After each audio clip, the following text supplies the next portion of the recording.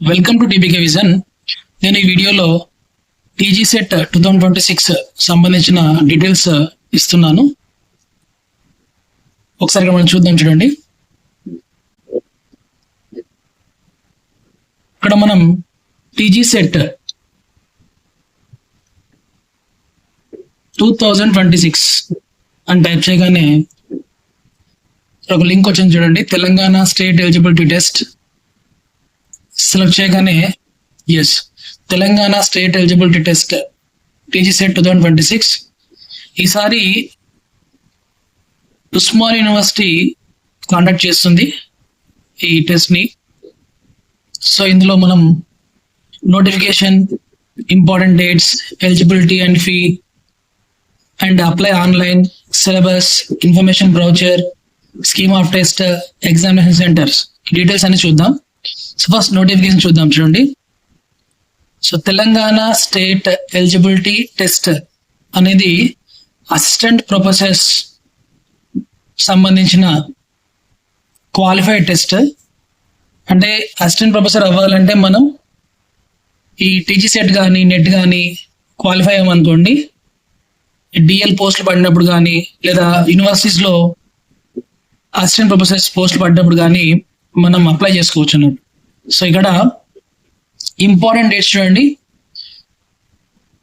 TG SET 2026 notification first రోజు release చేస్తారు. Fine. Commencement of submission of online applications. So 3rd 8 2026 అంటే 3 నుంచి మనకి అప్లికేషన్స్ సబ్మిట్ చేసుకోవచ్చు. Last date for submission of online applications without late fee. So ఎలాంటి late fee లేకుండా మనము submissions ఎప్పటి వరకు చేసుకోవచ్చు అంటే 30th 8 2026 అంటే 30 తారీఖు వరకు ఉంది మనకి. అంటే 3rd నుంచి మొదలు పెడితే ఆగస్ట్ మంత్ 30 వరకు చేసుకోవచ్చు. With late fee 1500. సెప్టెంబర్లో 5th డేట్ వరకు ఉంది. Next with late fee 2000 rupees 6/8/2026. So ఇక్కడ మిస్టేక్ పడినట్టు అనిపిస్తుంది మనకి. ఇక్కడ యాక్చువల్గా 6/9 ఉండాలి. 6/9/2026 to 10/9/2026. Next application fees with 3000 అంటే లేట్ ఫీజ్ 3000 తోటి మనకి 11/9/26 టు 12/9/26. సో ఇక్కడ ఎడిట్ ఆప్షన్ వచ్చేసి మనకి 13/9/2026 నుంచి 15/9/2026 వరకు ఇచ్చారు మనకి. ఇంకా హాల్ టికెట్స్ డౌన్లోడ్ చేసుకోవడం అంటే 24th 9th month 2026 అప్పటి నుంచి మనకి స్టార్ట్ అవుతాయి అన్నట్టు. డేట్ ఆఫ్ ఎగ్జామినేషన్ వచ్చేసి మనకి సెప్టెంబర్లోనే ఉంది, 28 నుంచి 30 వరకు. సరే, ఇక్కడ చిన్న కరెక్షన్ మనకి ఇక్కడ చేసి ఉండాల్సింది ఏంటంటే విత్ లేట్ ఫీజ్ 2000 రూపీస్ 6/9 ఉండాలి ఇక్కడ, బట్ ఇక్కడ 8 అని వచ్చింది. బట్ 6/9/2026 టు 10/9/2026 ఉండాలి. ఫైన్. ఇక్కడ నెక్స్ట్ సో ఎగ్జామినేషన్ ఫీ ఎలా ఉంచండి ఒకసారి. ఇక్కడ జనరల్ కేటగిరీకి అయితే 2000 రూపీస్ పేమెంట్ చేయాల్సి ఉంటుంది. బీసీ లేదా ఈడబ్ల్యూఎస్ వాళ్ళకైతే 1500 రూపీస్. ఎస్సీ అండ్ ఎస్టీ లేదా ఎస్టీ లేదా person with disability category or transgenders వీళ్ళు 1000 రూపీస్ పేమెంట్ చేయాల్సి ఉంటుంది. సో ఇక్కడ మీరు అబ్జర్వ్ చేస్తే రిజిస్ట్రేషన్ ఫీ యూజువల్గా అయితే ఎలాంటి లేట్ ఫీజు లేకుండా అయితే మనం 2000 రూపీస్ పే చేస్తాం జనరల్ కేటగిరీ అయితే. ఇంకా నెక్స్ట్ ఒకవేళ లేట్ ఫీజు అనుకుంటే మాత్రం 1500 రూపీస్. అంటే మనం ఏదైనా కొంచెం అప్లై చేసే టైంకి 30 డేట్ వరకు అప్లై చేయలేదు అనుకోండి, ఏదో ఒక రీజన్ వల్ల నెక్స్ట్ మనం ఈ డేట్స్ లో అప్లై చేస్తే కనుక ఒక 5 days ఆర్ 4 days టైం ఉంది మనకి. ఇక్కడ అది 1500 లేట్ ఫీజు. అంటే రిజిస్ట్రేషన్ ఫీ 2000 రూపీస్ ఉంటుంది అండ్ నెక్స్ట్ ఎక్స్ట్రా ఫీ ఏంటంటే 1500 రూపీస్ పే చేయాల్సి ఉంటుంది. ఇట్లా మిగతా కూడా మనం అర్థం చేసుకోవాలి. సో ఈ విధంగా ఫీజ్ డీటెయిల్స్ ఇచ్చారు అండ్ డేట్స్ కూడా ఇచ్చారు, ఎప్పటి నుంచి ఎప్పటి వరకు అప్లై చేసుకోవచ్చు అండ్ ఎడిట్ ఆప్షన్ ఎప్పుడు ఉంది అండ్ హాల్ టికెట్స్ డౌన్లోడ్ ఎప్పుడు ఉంటుంది, ఫైనల్ గా ఎగ్జామినేషన్ డేట్స్ ఎప్పుడు మనకు చాలా క్లియర్గా ఇచ్చేసారు. నెక్స్ట్ సో ఇంపార్టెంట్ డేట్స్ కూడా అదే ఉంది మనకి. Eligibility and fee. సో ఎవరు ఎలిజిబిలిటీ అవుతారు? కంపల్సరీ మాస్టర్స్ డిగ్రీ చేసి ఉండాలి. బిఎస్సి ఆర్ బీకామ్ అయిపోయిన తర్వాత ఫర్దర్ గా మనకి పీజీ కోర్స్ ఉంటాయి. సో అది ఇక్కడ చూడండి, మాస్టర్స్ డిగ్రీ చేసి ఉండాలి. MA, MSc, MCom, MBA, MEd, MLISc, MPEd, MCJ, LLM, MCA and ME, MTech, ఇట్లా డిఫరెంట్ కేటగిరీస్ లో డిఫరెంట్ స్టూడెంట్స్ అప్రోచ్ అవుతుంటారు కాబట్టి ఎగ్జామ్ కి. సో వాళ్ళు ఏ దాంట్లో అయితే మాస్టర్స్ చేసి ఉంటారో వాళ్ళు అప్లై చేసుకోవచ్చు. సో ఇది దానికి సంబంధించిన ఇన్ఫర్మేషన్ ఇక్కడ మనకు కనిపిస్తుంది, చాలా క్లియర్ గా ఉంది. చదువుకోవాలి ఒకసారి మనం, ఎవరెవరు అప్లై చేసుకోవచ్చు అని చెప్పి చాలా క్లియర్ గా ఇచ్చారు కాబట్టి చదువుకుంటే ఈజీగా మనం అర్థం చేసుకోవచ్చు. ఫర్దర్ గా ఈ పాయింట్ ఏ వచ్చేసి మనము ఎవరు అప్లై చేసుకోవాలని ఉంది. నెక్స్ట్ పాయింట్ బి చూడండి, the candidates who are pursuing their master's degree course are the candidates who have appeared for their qualifying master's degree final year examination and whose result is still awaited, are candidates whose qualifying examinations have been delayed may also apply for this test. అంటే ఇక్కడ masters degree అయిపోయిన వాళ్ళు మాత్రమే కాకుండా final year లో ఉన్న వాళ్ళు లేదా ఎగ్జామ్స్ రాసారు ఇంకా రిజల్ట్స్ రాలేదు అనుకున్న వాళ్ళు కూడా అప్లై చేసుకోవచ్చు.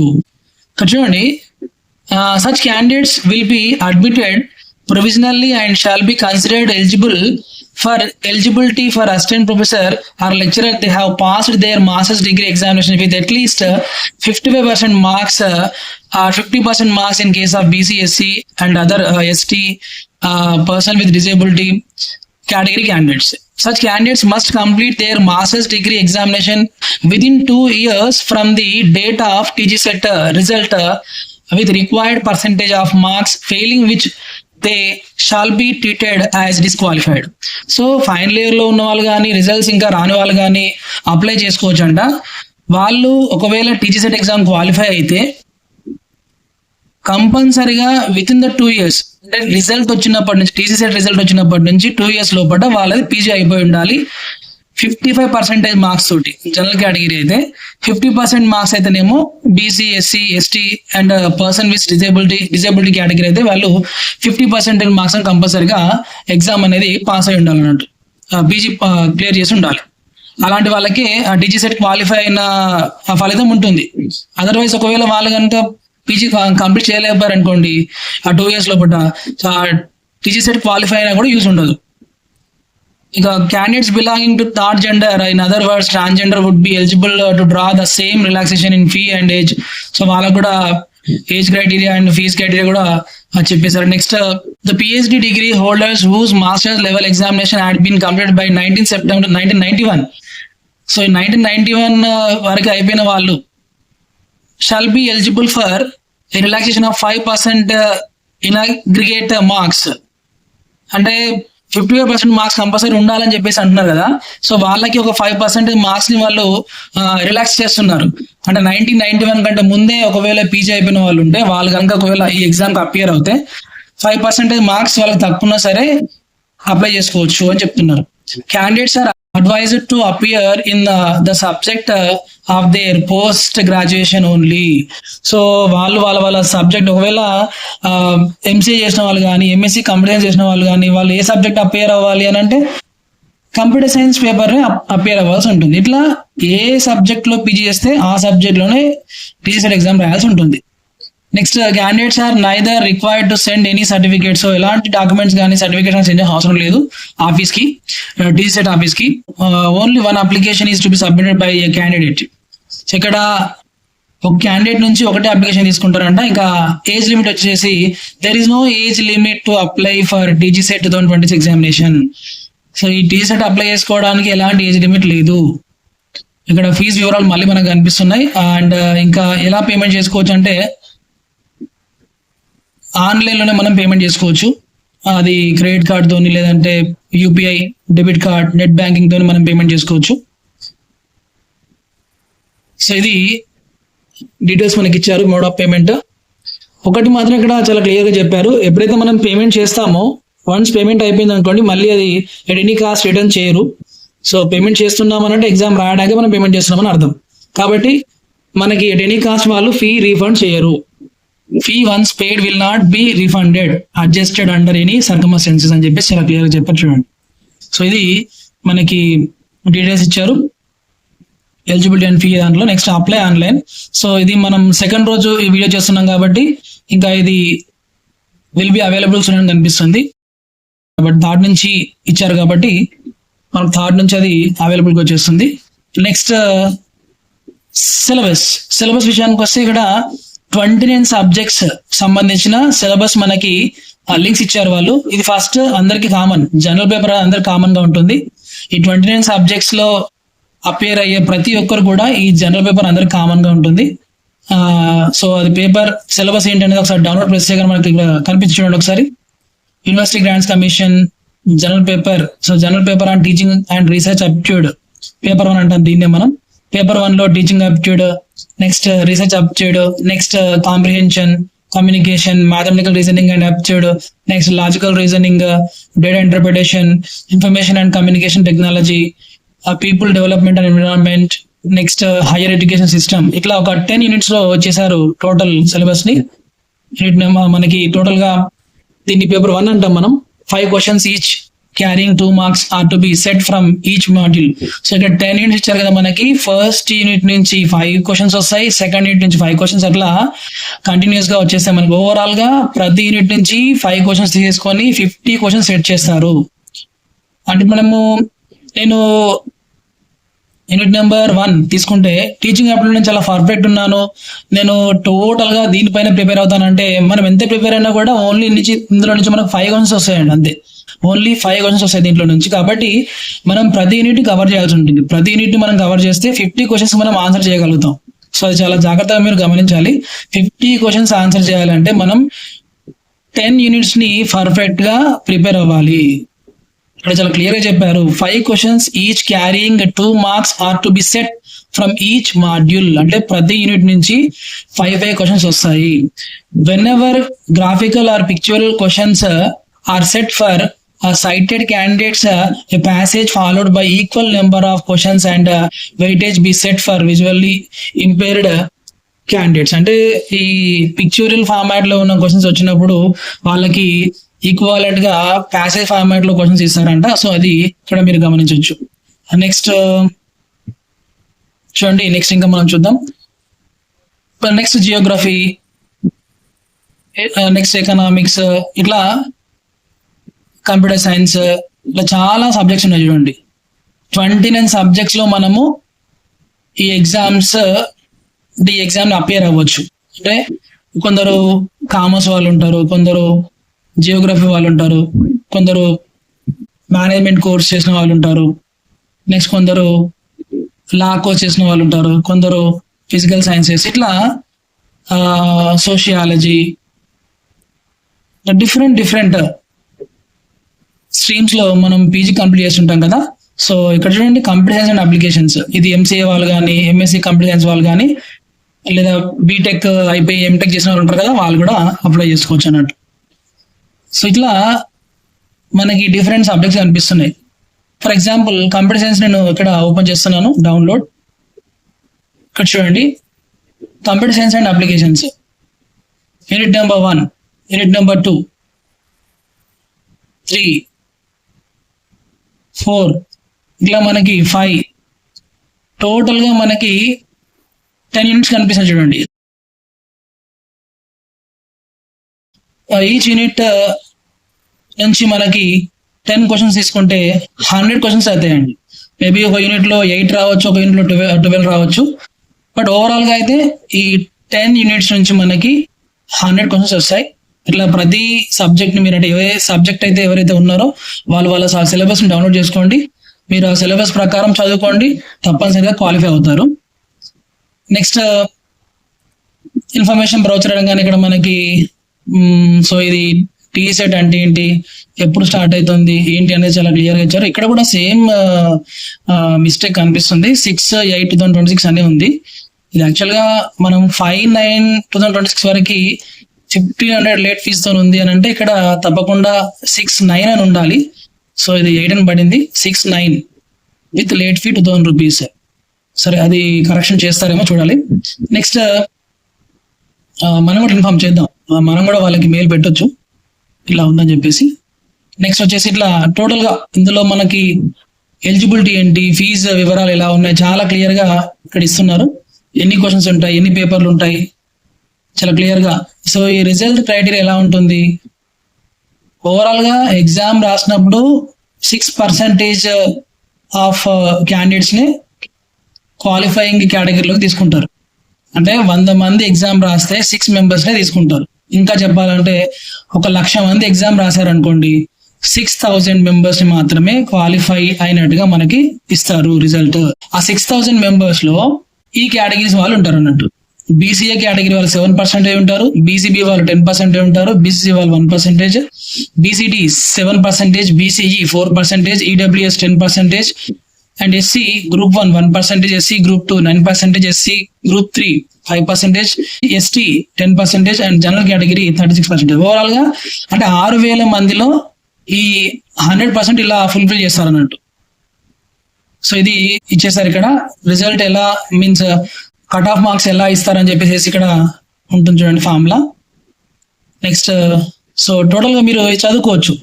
అంటే ఏదైనా ఎగ్జామ్ రాస్తున్నప్పుడు ఆ ఎగ్జామ్ యొక్క వివరాలు మనకు చాలా క్లారిటీగా తెలిసి ఉండాలి. సో దట్ ఏంటంటే మనకి ఒక కాన్ఫిడెన్స్ వస్తుంది అన్నట్టు. ఎగ్జామ్ ఏంటి అంటే ఏం తెలియకుండా ఎగ్జామ్ రాయడం అంటే కొంచెం ఇబ్బందికరంగా ఉంటుంది.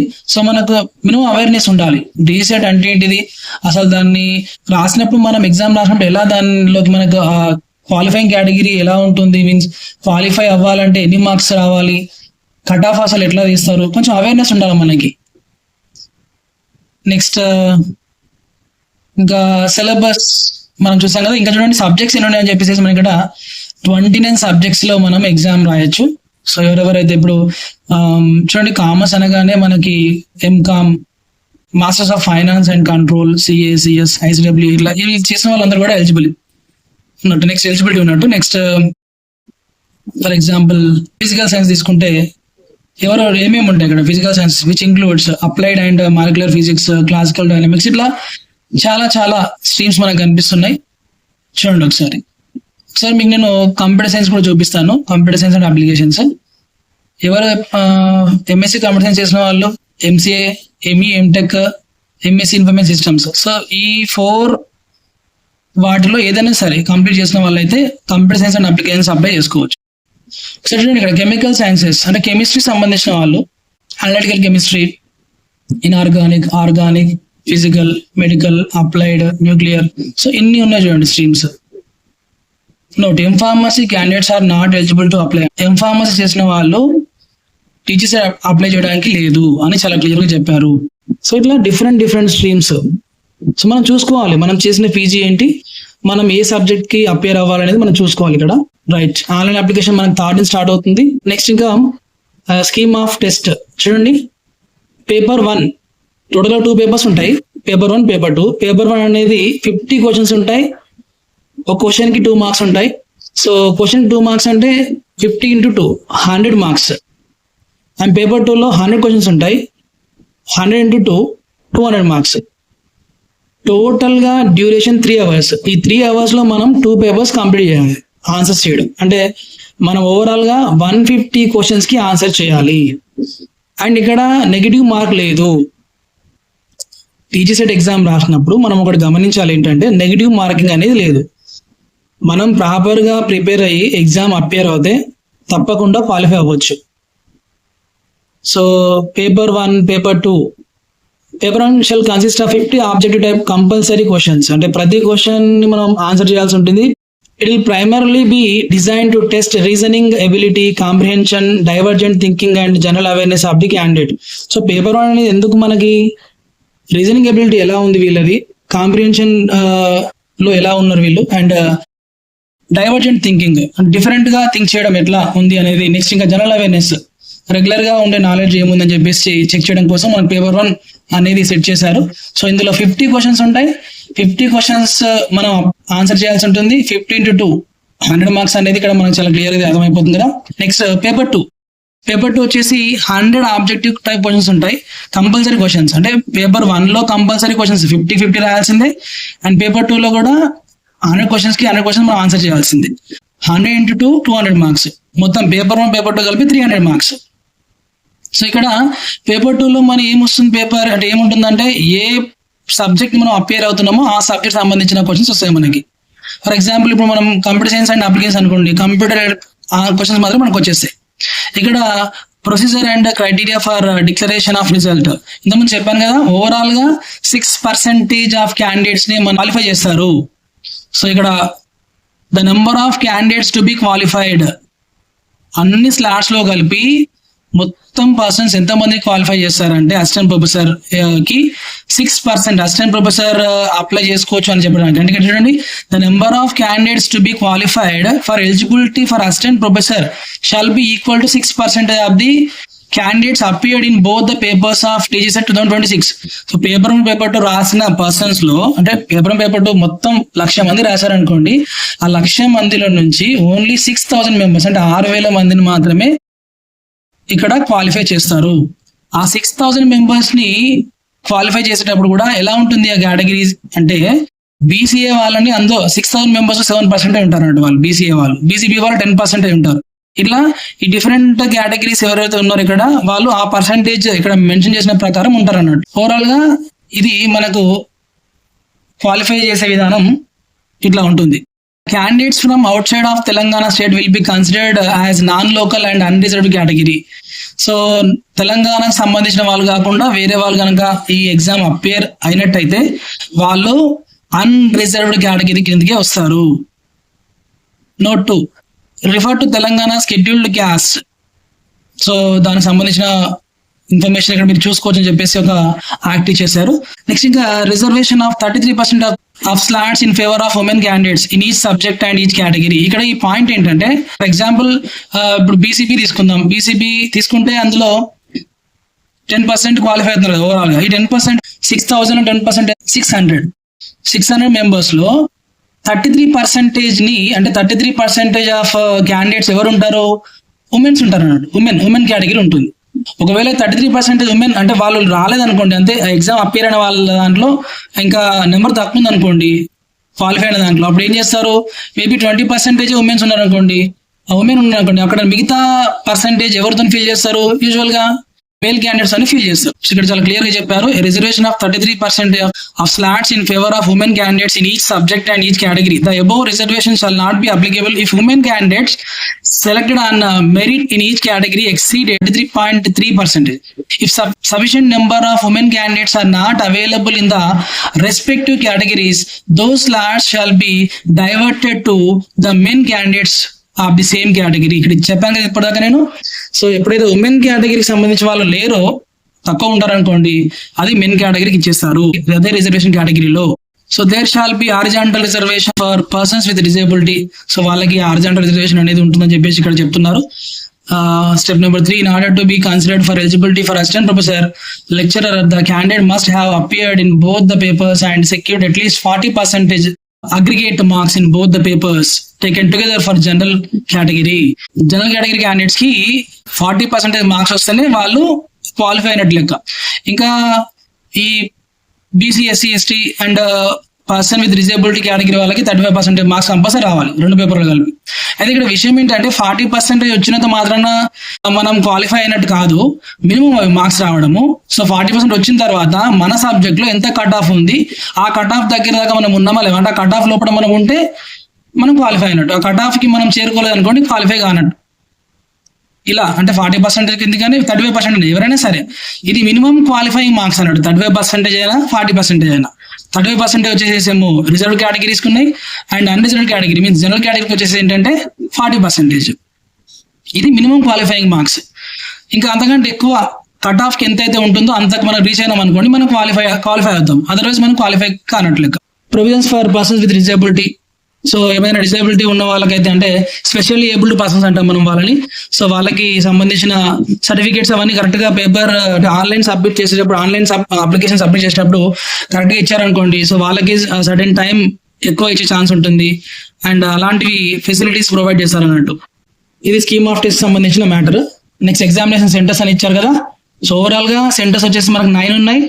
ఆదిలాబాద్, హైదరాబాద్, కరీంనగర్, మహబూబ్ నగర్, నల్గొండ, నిజామాబాద్, వరంగల్, ఖమ్మం, రంగారెడ్డి, ఇట్లా మనకి 9 మెయిన్ సిటీస్ లో ఎగ్జామ్ కండక్ట్ చేస్తారు. సో ఇది మనకి TGCET 2026 సంబంధించిన ఇన్ఫర్మేషన్. టీజీసెట్ ఎగ్జామ్ అనేది కంప్యూటర్ బేస్డ్ టెస్ట్ కాబట్టి మనకు కంప్యూటర్ పైన మంచి అవగాహన ఉండాలి. సో దట్ మనం ఎగ్జామ్ ఈజీగా రాయగలుగుతాము. సో మౌస్ ఎట్లా యూజ్ చేస్తాం అవన్నీ కూడా చాలా క్లారిటీ ఉండాలి. అయితే ఇది ఆన్లైన్ సెషన్ కదా, 2 పేపర్స్ ఉంటాయి. 3 అవర్స్లో మనం కంప్లీట్ చేయాలి. పేపర్ 1 పేపర్ 2 ఓవరాల్గా 300 మార్క్స్. నెగిటివ్ మార్క్ లేదు. సో ఎలాంటి నెగిటివ్ మార్క్ లేదు కాబట్టి మనం 150 క్వశ్చన్స్కి ఆన్సర్ చేసి రావాలి. ఏ క్వశ్చన్ కూడా మనం వదిలిపెట్టకూడదు. అలా అయితేనే మనకి క్వాలిఫై అవ్వడానికి చాలా ఎక్కువ ఛాన్సెస్ ఉంటాయి. ఇంకా ఏంటంటే ఈ ఎగ్జామ్ సెషన్ కంటే ముందే మనము కొన్ని మార్క్ టెస్ట్ రాయాల్సి ఉంటుంది అన్నట్టు. మార్క్ టెస్ట్ రాస్తే ఏంటంటే కొంచెం అవేర్నెస్ వచ్చేస్తుంది మనకి. నెక్స్ట్ వీడియోలో మనం టీజీసెట్ ఆన్లైన్ అప్లికేషన్ ఏ విధంగా చేయాలో చూస్తాము. వీడియో ఇన్ఫర్మేటివ్గా ఉంటే లైక్ చేయండి, షేర్ చేయండి. ఇలాంటి మరిన్ని వీడియోస్ కోసం ఛానల్ని సబ్స్క్రైబ్ చేసుకొని బెల్ ఐకాన్ ప్రెస్ చేయండి. Thank you for watching. జై హింద్.